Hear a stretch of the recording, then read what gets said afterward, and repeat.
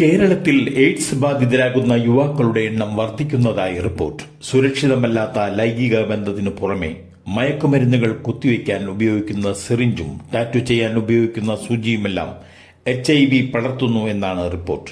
മയക്കുമരുന്ന്, സിറിഞ്ച്, അണുബാധയുള്ള ടാറ്റ സൂചി എന്നിവയുടെ ഉപയോഗവും സുരക്ഷിതമല്ലാത്ത ലൈംഗിക ബന്ധവുമാണ് യുവാക്കളിൽ HIV കൂടാൻ കാരണമെന്ന് എയ്ഡ്സ് കൺട്രോൾ സൊസൈറ്റി ചൂണ്ടിക്കാണിക്കുന്നു. പുല്ലായി പുഴയിൽ നിന്നും 60 വയസ്സ് പ്രായം തോന്നിക്കുന്നയാളുടെ മൃതദേഹം കണ്ടെത്തിയതായി പോലീസ്. ഇത് തടമ്പാട്ട് താഴത്തെ സഹോദരിമാരെ കൊലപ്പെടുത്തിയ പ്രമോദിന്റേതാണെന്നാണ് സംശയം. വിവരത്തിന്റെ അടിസ്ഥാനത്തിൽ പോലീസ് സംഘം തലശ്ശേരിയിലേക്ക് തിരിച്ചിട്ടുണ്ട്. ലോക്സഭാ മണ്ഡലത്തിലെ വോട്ട് കൊള്ളയിൽ സുരേഷ് ഗോപി മൌനം വെടിയണമെന്ന് മന്ത്രി വി ശിവൻകുട്ടി. തൃശൂരിൽ വീണ്ടും തെരഞ്ഞെടുപ്പ് നടത്തണമെന്ന് മന്ത്രി പറഞ്ഞു. രാമനിലയത്തിൽ മാധ്യമ പ്രവർത്തകരോട് സംസാരിക്കുകയായിരുന്നു അദ്ദേഹം. തൃശൂരിൽ 30,000 മുതൽ 60,000 വരെ വ്യാജ വോട്ടുകൾ ചേർത്തിരിക്കാനാണ് സാധ്യത.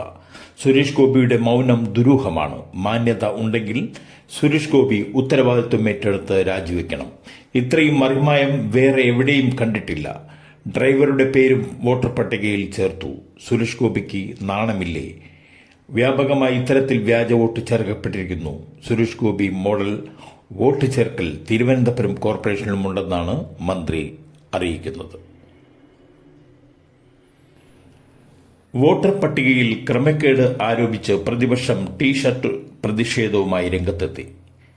ബീഹാറിലെ വോട്ടർ പട്ടികയിൽ ഉൾപ്പെട്ട 124-കാരിയായ മിന്ദ്ര ദേവിയുടെ പേരും ചിത്രവും ആലേഖനം ചെയ്ത ടീഷർട്ടുകൾ ധരിച്ചാണ് പ്രിയങ്ക ഗാന്ധി ഉൾപ്പെടെയുള്ളവർ പ്രതിഷേധത്തിനെത്തിയത്. വോട്ടർ പട്ടിക പ്രകാരം 124 വയസ്സുള്ള മിന്ദ്ര ദേവി ആദ്യമായി വോട്ട് രേഖപ്പെടുത്തുന്നു.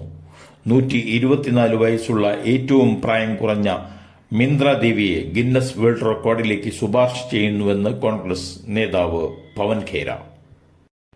മധ്യപ്രദേശിലെ ജബൽപൂരിൽ തൃശൂർ ആസ്ഥാനമായുള്ള ബാങ്കിന്റെ ശാഖയിൽ നിന്ന് തോക്ക് ചൂണ്ടി 14.8 കിലോഗ്രാം സ്വർണവും 5 ലക്ഷം രൂപയും കവർന്നു.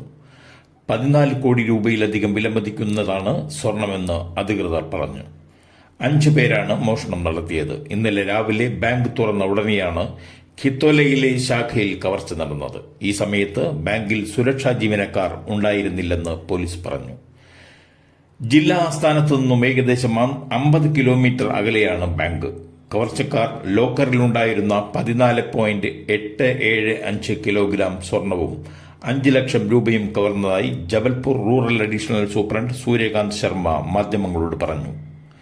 2 മോട്ടോർ സൈക്കിളിലെത്തിയ കവർച്ചക്കാർ ഹെൽമറ്റ് ധരിച്ചാണ് ബാങ്കിലേക്ക് കയറിയതെന്നും കൊള്ള നടന്നത് മിനിറ്റുകൾക്കുള്ളിലാണെന്നും ജബൽപൂർ DIG അതുൽ സിംഗ് പറഞ്ഞു.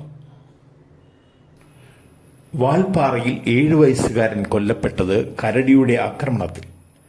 കുട്ടിയെ പുലി കടിച്ചുകൊന്നെന്നായിരുന്നു ആദ്യഘട്ടത്തിൽ പുറത്തുവന്ന വിവരം. എന്നാൽ കരടിയാണ് ആക്രമിച്ചതെന്ന് ഡോക്ടർമാർ സ്ഥിരീകരിച്ചിട്ടുണ്ട്. അതേസമയം പോസ്റ്റ്മോർട്ടം റിപ്പോർട്ട് വന്നാൽ മാത്രമേ പുലിയാണോ കരടിയാണോ ആക്രമിച്ചതെന്ന് പറയാൻ സാധിക്കുകയുള്ളൂ എന്ന് വനം വകുപ്പ് പറയുന്നു. ആസാം സ്വദേശികളുടെ മകൻ നൂറുൽ ഇസ്ലാമാണ്. ഇന്നലെ വൈകിട്ട് 7:30 സംഭവം. വീടിന് മുന്നിൽ കളിച്ചുകൊണ്ടിരിക്കവെയാണ് ദാരുണ സംഭവം. വീട്ടുകാർ ബഹളം വെച്ചതോടെ നാട്ടുകാരടക്കം തിരച്ചിൽ നടത്തി. പിന്നീടാണ് കുട്ടിയുടെ മൃതദേഹം കണ്ടെത്തിയത്. തേയിലത്തോട്ടത്തിൽ മുഖത്തിന്റെ ഒരു ഭാഗമടക്കം കടിച്ചെടുത്ത നിലയിലായിരുന്നു മൃതദേഹം കണ്ടെത്തിയത്.